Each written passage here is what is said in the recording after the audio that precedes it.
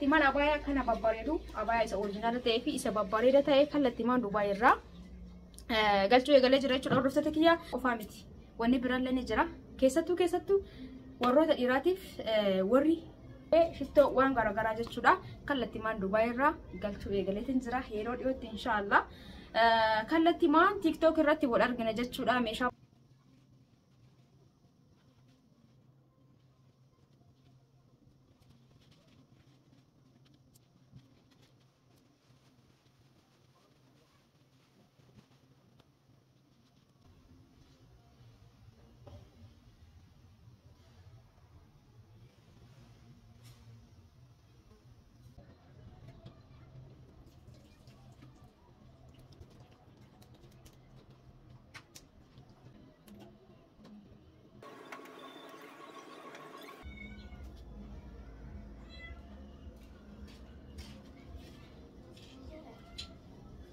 namoonni gaafii kana gaafattan hundi keessanuu video kana hanga dhumaatti dhageeffadhaa isin jaa hordoftoota kiyya. Akkasumas warri biyya keessatti illee na gaafattan baay'ee keessantu jira. Hordoftoota kiyya taatanis shamarran keenya jechuudha. Hundaafuu hanga dhuma video kanaatti na waliin tura. Video kana immoo laayikii share gochuu hin dagatina. Akkasumas yaada muraada keessan akkuma yeroo kamuu bakka saanduqa koomentiitti barreessuu hin dagatina isin jechaa. Assalamu alaikum warahmatullahi wabarakatuh. Akkam nagaa jirtanii hordoftoota jaalatamuu fi kabajamoo akkam jirtan fayyaa keessanii alaamat saanamni keessan dalagaa fi maal fakkaatsin jecha nabira bareeda alhamdulillah isin biras bareeda akka ta'e abdiin qaba. Itti aansuun immoo hordoftoota kiyya osoo gara viidiyootti hin darbin dura namoonni hanga ammaa channel kana faarawwataa ta'ee jiraattan jechuun anaaf faarawaa miti ni ilaaltan viidiyoo keenya ilaaltanii akkasumas yeroo waan garaagaraa gadhiisu ni hordoftanii meeshaalee ta'u waan mana keessallee ta'u hundumaan ilaaltan garuu subscribe hin godhin jechuudha. Namoonni baay'een keessan subscribe hin godhin. Namoonni baay'een keessan osoo subscribe hin godhin laalaa jirtanii maal rakkina qaba. Ani biyya keessa taa'ee waa hedduu isin hin gahaa jira. Isin immoo biyya namaa teettanii harkaan akkana gattuttanii subscribe yoo gootan maal rakkina qaba. Waan akka rakkina qabu jechuudha. Hundaafuu hordoftoota kiyyaa namoonni tokko mootu subscribe akkamitti goona subscribe nu ta'uu dide jedhanii warri nagaa fudhanii illee jira. Ina laala jalqaba irratti subscribe nama tokko godhuuf nama kamiif waan qofaaf osoo hin taane dhiibbaa isin hin godhu. Tariitii subscribe takka gatii qabdi jechuudha. Alhamdulillah nama yeroo san irra darbee jira jechuun seera isaa guuttatuuf YouTube kana seera qabeessa taasisuuf subscribe 1,000 fi sa'aatii 4,000 nama barbaachisa jechuudha. Yeroon sun hedduu takka ulfaataadha nama beekuuf jechuudha. Nama akka nama jallisee nama laaluuf homaatti fakkaatu YouTube ni garuu nama beekuuf yeroon darbe sun hedduu takka yeroo kamuu caalaa ulfaataadha hojii YouTube keessatti jechuudha. Isaasitti akkaataa viidiyoo ediitiitti gootu akkaataa viidiyoon itti waraabdu viidiyoo gisee waraabdu gisee tokko keessaa ka'aa gisee tokko waraabaa gisee tokko yookaan nama si dhufaa yookaan sagalee itti jedhu waa hedduutu jira jechuudha. Hundaafuu maalirraa kaasee subscribe takka gatii qabdi jechuudha. Nama sirratti hojii tokko nama sirratti waa hojii tokko subscribe gootanii nama san yoo akka jajjabinaatti isaaf ta'a jechuudha. Kanaafuu maal isin jechuu barbaade namoonni subscribe nu ta'uu dide jettan jalqaba irratti subscribe nama tokko gochuuf emailii nama barbaachisa jechuudha. Emailii jechuun aappii garaagaraa Play Store irraa Google waan garaagaraati irraa waan tokko gabbuufachuuf aappii nama barbaachisa emailiin jechuudha.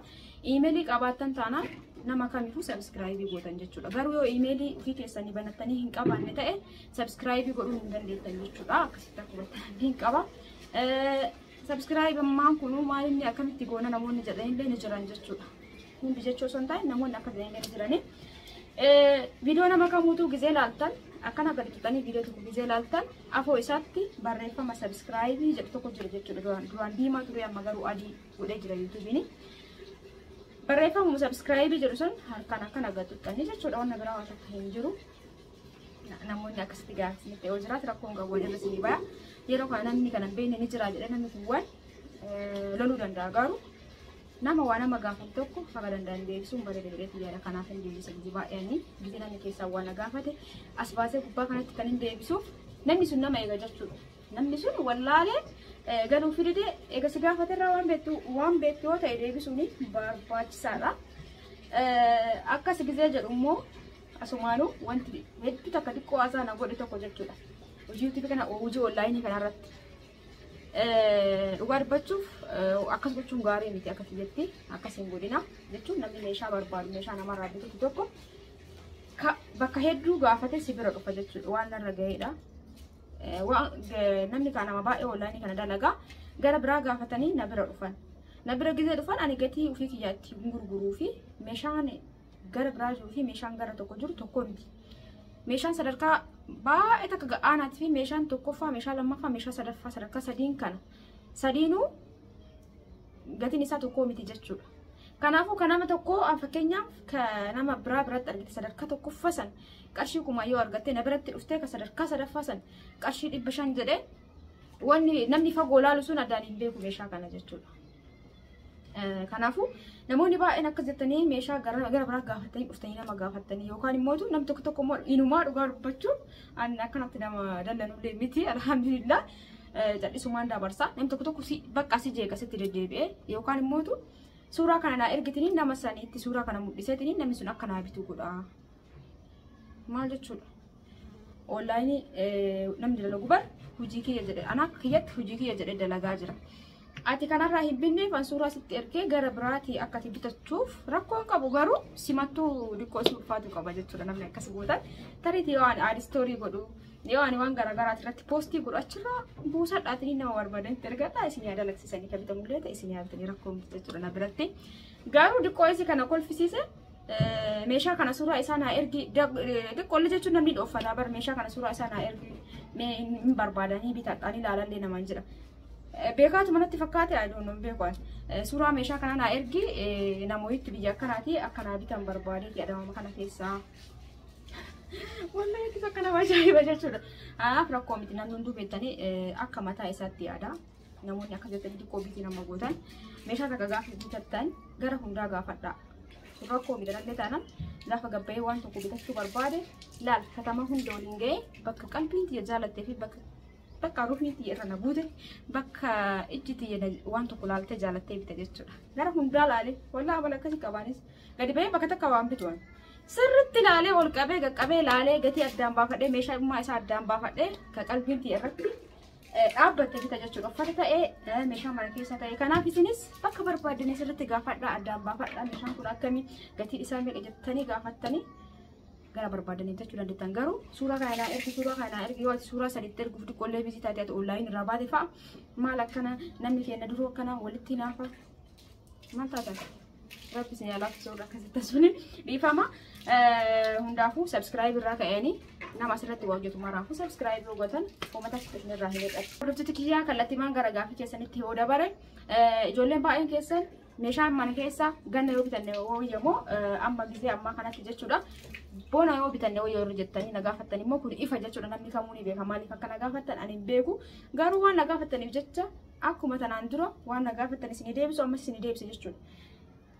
Meeshaan mana keessa ta'e waan kamuu waan alaa bitamu yeroo gannaa gizee bittan gatiin isaa haga tokko kan bunaatirraa akka gadi aanu ni beektan. Baay'ee osoo hin ta'in haga tokko jechuudha. Lamaan isaa wal bira qabdanii gizee laaltan bunaaf birraa diqqoo gannaa irra bareeda meeshaa bitu maaliif hojjettan? Kanaaf warroota kiyyaa warroon akkas jettanii na gaafattan kuni ifaaf bilisa jechuudha. Meeshaa gizee bitattan ganna wayyaa maaliif hojjettan? Egaa ganna keessaa waa hedduutu jira. Wantoonni bu'uura jireenyaa ta'an hedduutu jira jechuudha. Kanaafuu namni yeroo gannaa kanatti meeshaa ittiin dhiphatu jechuudha. Akkasumas qotee bulaawwan keenyaa akkasumas sanyii garaagaraa lafa xaafoo waa hedduu jira jechuudha.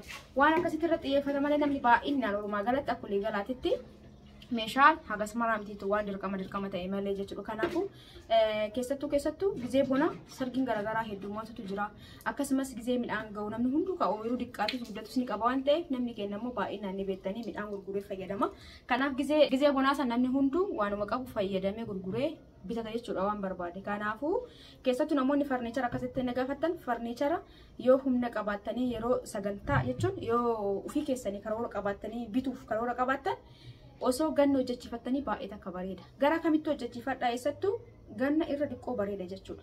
Kanaafuu hordoftoota kiyyaa namoonni akka jettanii na gaafattan hundi keessanuu meeshaa gizee bitachuu barbaadan yoo karoora keessan meeshaa bituu ta'e ganna osoo bittanii ka hojjetamu yoo ta'e ganna hojjechiifattan baay'ee takka bareedaadha. bonaka sargiin garagara jira namni hunduu gizee birraasan ka qabu dubate waan garagara sargiillee waan ba'atuuf keessattuu meeshaalee farniicharaa ta'e yoo karaa warra bitachuu qabdan ganna osoo hojjechiiftanii bareedaadha jedhee yaada akka yaada kiyyaatti namoonni na gaafattan jechuudha. Inni biraan mootu meeshaa mana keessas haa ta'u walumaa galatti ganna kabonaa sanarra diqqoosi bareedaadha jechuudha. Akkasumallee namoonni osoo bakka kaa'atan hin qabaatin meeshaa bitachuu fi yaaddan dura bakka kaa'atan san maatii keessan haadhaaf abbaa keessan bira yoo ta'e malee yeroo ammaa kana meeshaa bitanii mana duwwaa keessa kaa'uun barbaachisaa natti hin fakkaatu haalli jiru bareeda waan hin ta'iniif jechuudha. Kanaafuu meeshaa gizee bitattan takka abbaa manaa keessan takka ammoo haadhaaf abbaa keessan bira yoo kaa'atuu dandeettan qofa bitadhaa isiniin jedha. Akkan isin jaallattoota kiyyaa kana caalaa wanni isin hin jiru meeshaalee babbareeda gizee barbaadan na dubbisa. Wanni biraa immoo na dhufeef abaayaa akkana babbareedu kanneen Dubaay irraa galchuu eegaleetu jira. Maashaallah tabaarakallaa. Walaa dhiqqoo biizii ta'ee viidiyoo godhaa hin jiru. Meeshaalee mana keessallee dhiqqoo isii lash jedhee jira. Waan wanni jedhaa ture waan dhuunfaa kiyyaati. Saniif biizii ta'e isiniin jedha abaayaa babbareeda kunu Dubaay irraa kallattimaan galchuu eegalee abaayaa isa oriijinaala ta'ee fi isa babbareeda ta'e kallattimaan Dubaay irraa galchuu eegalee jira jechuudha. Hordoftoota kiyyaa maal abaayaa qofaa miti. Wanni biraallee ni jira. Keessattuu warroota dhiiraatiif warri kophee garagaraa sarpiraayizii gochuu barbaaddan kophee shittoo waan garagaraa jechuudha. Kallattimaan Dubaay irraa galchuu eegaleetiin jira yeroo dhiyootti inshaallah. Kallattimaan TikTok irratti wal argina jechuudha. Meeshaa barbaaddan biyya feetan teettanii liivii ilaalaa kallattiidhaan jechuudha. Ilaala uffata waan barbaaddan filattanii maatii keessan sarpiraayizii gochuu dandeettan jechuudha. Hordoftoota kiyya saniifin ture dhiqoo haala biyyeeffatuu fi kophee dhiiraa immoo namoonni barbaadan kophee oriijinaala biyya keenya keessatti meeshaa oriijinaala argachuun dhiqoo isin ulfaata. Kophee kallattimaan Dubaay irraa galee oriijinaala jechuudha. Lakkoofsa isaa ilaaluudhaan ka barbaadan ordarii godhachuu dandeettan. Obboleessi keessanis ta'uu danda'a abbaa keessaniif abbaa manaa keessan nama barbaadanii jechuudha. Kophee babbareedaa fi oriijinaala ta'e galchinee jira yeroo ammaa harkarratti kan jirus ni jira. Inna hundi keessanuu ordarii godhachuu dandeettan jechuudha. Suuraa kophee ammaaf suuraa harkarratti hin kaafne isinumatti himuu fi yeroo muraasaan booda akkuma isiniin jedhe TikTok irratti wal argina jechuudha. Maaliif gizee viidiyoo hojjannee gadhiisnu kana viidiyoo gadhiisna malee namni kallattiin filatuu hin danda'u jechuudha YouTube irratti. Garuu TikTok gizee ta'e kallattimaan uf duuba keessee meeshaa barbaadde meeshaa mana keessaa ta'uu danda'a, uffata ta'uu danda'a, kophee akkam isiniin jedhe ta'uu danda'a, diriyaa garagaraa, shiita babbareeda garagaraa kallattimaan filataa nama barbaadde ordarii goota yookaan immoo nama barbaadde bitta jechuudha. Kallattimaan deeliverii waan qabnuufi inna kophee kanneen immootu liinkii isaa teelegiraamii liinkii kophee kana ittiin argattan kuro viidiyoo kana jala isinii kaa'aa jechuudha. Gaxxixanii achi keessaa akka barbaadan filattanii heloo jechuu dandeettan jechuudha. Hordoftoota kiyya abaayaallee gizee barbaadan abaayaa babbareedatu jira. Abaayaan kun hedduu takka bal'aadha. Asiin kabanamu maashaallah hijaaba qaba, hidhaa qaba jechuudha. Kana qofaa miti gosa barbaadaniin isiniif inshaallah yeroo dhiyootti wal argina jechuudha. Kanaafuu namoonni meeshaa babbareedaa fi meeshaa kwaalitii barbaadan na biratti ni argattanii ammaaf meeshaa qabadhee hin jiru. Haaluma tokko mijeessuuf badee isiniin jedha akkuma amma isinitti haasa'ee kana akkasitti qubana qabaadha. TikTokii yommuu ta'u kun asirra jiru kana dhaqaatiin follow godha. Yeroo dhiyootti achirratti wal argina. Hundi keessanuu follow gochuu hin dagatina. Egaa warri meeshaa barbaadan immoo karaa keessaatiin nama dubbisaa. Namoonni firaasha na gaafattan firaashna biratti argamu. Firaasha oriijinaala ta'ee fi ka boondii irraa muramu ka majaliisa irraa muramu jechuudha. Majaliisa oomni isin hanqate isuma firaasha kallattimaan ol fageenyi isaa abbaa 10 ta'e yookaan saantii 90 yeroo takka takka ni ta'a akka faabirikaan itti murutti. Kanaaf isa maatii keessanii sarpiraayizii gochuu dandeettan. Ufillee yoo barbaadan umrii isaa jechuun baay'ee takka umrii qaba bareedaadha ofii kiyya waan qabuuf jechuudha mana. Kanaafuu isin na biratti ni argattan. Ka ispoonjii yoo barbaadan immoo isinii bita malee na biratti hin jiru. Akkan isin jaa hordoftoota kiyya meeshaa mana keessallee barbaadan ni jira. Asbeesaa garaagaraa waan barbaadan na biratti argattanii haasawa isinitti baay'ise hundi keessanuu warroonni hanga ammaa na daawwattan ulfaadhaa galatooma. Hijaaba kanas akkuma dura isinitti agarsiisa hundi isaatu kun akka haarawaatti galee jira. Kun halluu baay'ee qabdi. Baay'ee takka namatti tolti hijaabni lallaaftuudha jechuudha. Halluu 4-5 qabdi. Kun immoo halluu 3 qabu. Kanaaf bunni illee ni qaba. Diriyaan babbareen illee ni jira. Uffanni gubbarraan uffatamu kaawwata ta'u, kootiin qorraa ta'u, shaaliin garagaraas na biratti ni argama. Viidiyoo godhuun akkuma dura isinitti hime xiqqoo biizii ta'e. Egaa akkan isin jaa hordoftoota kiyyaa inshaallah viidiyoo biraatiin walitti deebina. Hanga sitti hundi keessanuu warri hanga amma fedha keessaniin jaalatanii feetanii hanga mana dhaggeeffataa jirtan hundi keessanuu galatooma ulfaadhaa isin jaaladha isin kabaja guyyaa gaarii keessanaa oolaa halkanis ta'uu danda'a viidiyoo isaatiitti gadi bu'uu hin beeku halkan gaarii isiniin jedha isin jaaladha isin kabaja bye bye